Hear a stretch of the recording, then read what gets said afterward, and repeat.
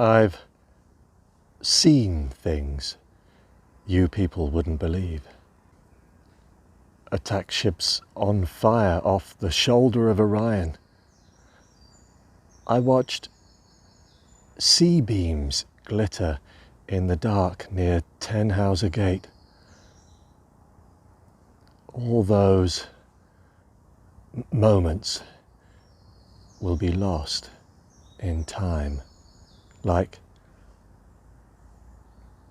tears in rain. Time to die.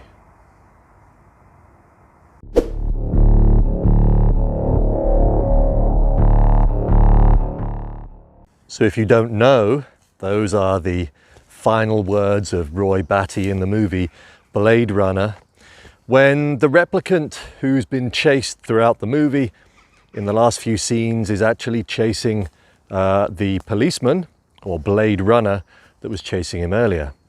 And there's a very poignant moment.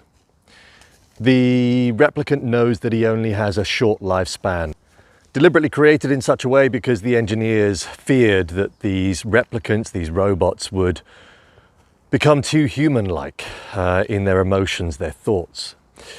And so Roy knows that he is dying. He knows that his end is nigh. And in those last few moments, you feel for him. And this is what's so beautiful about this movie, that a character throughout most of the movie is considered a bad guy, a baddie, as my son would say. And then, of course, your view of him changes and you feel an emotion for him towards the end of the movie. And what happens is, at the point of Deckard, the policeman chasing him, the Blade Runner chasing him, at the point of his almost falling off a building, it's the replicant that saves him. And of course, it's that replicant that does develop human-like emotions and has a philosophical moment in his time before death, in his moments before death. And it's then that he utters those words, that beautiful monologue.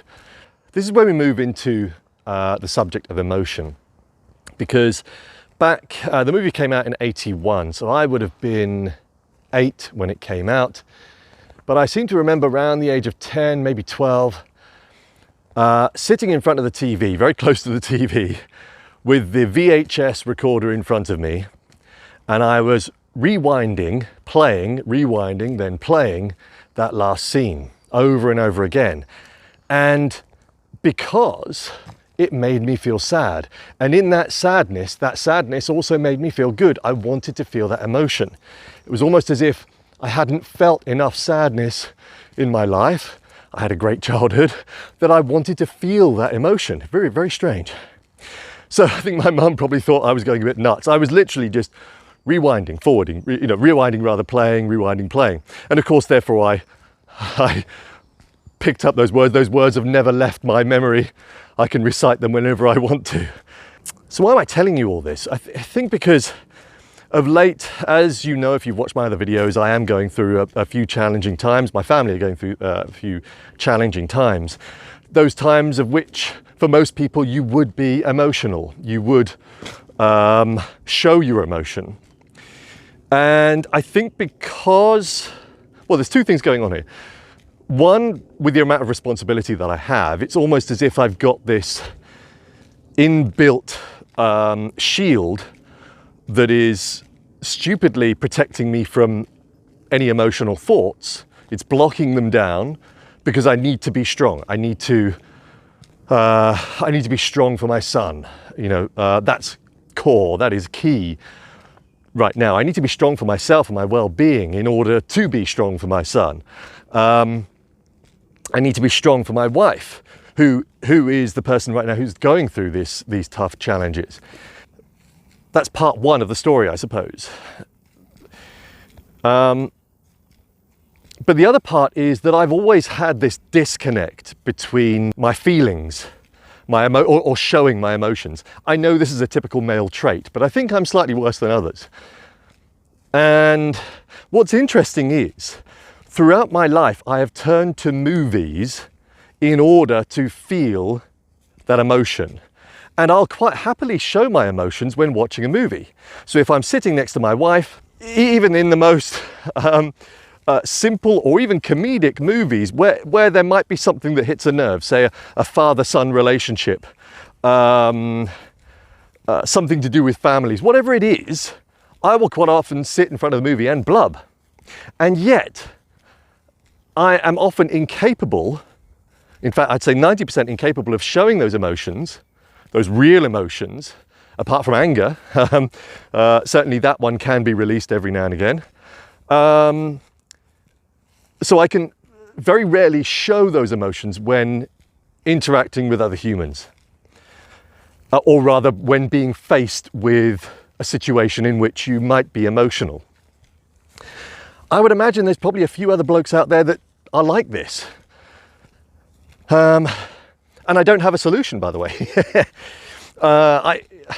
Apart from finding ways to release it, I'm constantly told by usually women, actually, that they will state it is good to release these emotions, and I quite agree.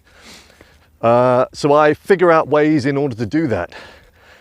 The easiest way for me really is to find a movie that makes me feel sad, and I will watch movies over and over again.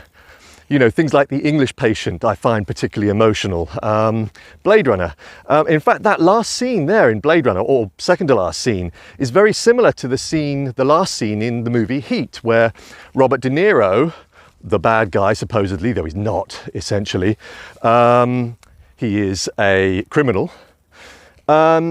He's dying. He's been shot by the policeman, played by Al Pacino. And in his last moments, he holds out his hand in order to,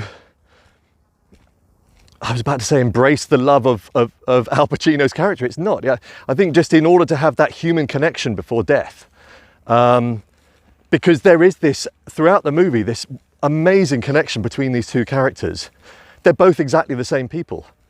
One has chosen to work on one side of the law, one has chosen to work on the other. But that's the whole point of the movie, that really these two characters are exactly the same, which is why when they meet for the very first time, which is probably one of the best scenes in movie history, there is this palpable energy. And it's partly because I think Al Pacino and Robert De Niro are such amazing actors, but also because, well, I think there's theories that they dislike each other, I don't know. But either way, there was this absolute amazing energy with that particular scene. And so at the end of that movie, Heat, another great movie, by the way, I quite often feel emotion, and I will cry, I will blub. So that's how I choose to release those emotions. Maybe I should do that now. I mean, I've probably got a whole load of pent-up stuff inside me right now, which at the moment I seem to control through the methods that I employ, that you've seen in my channel. But those methods, of course, don't release those emotions, and I think probably I'm about time for a release. So anyway, there's a quirky video for you today. The odd connection between my emotions and the need to watch movies, or rather the ability for movies to extract that emotion from me and probably from others. Evolution of Dave, signing off. Bye-bye.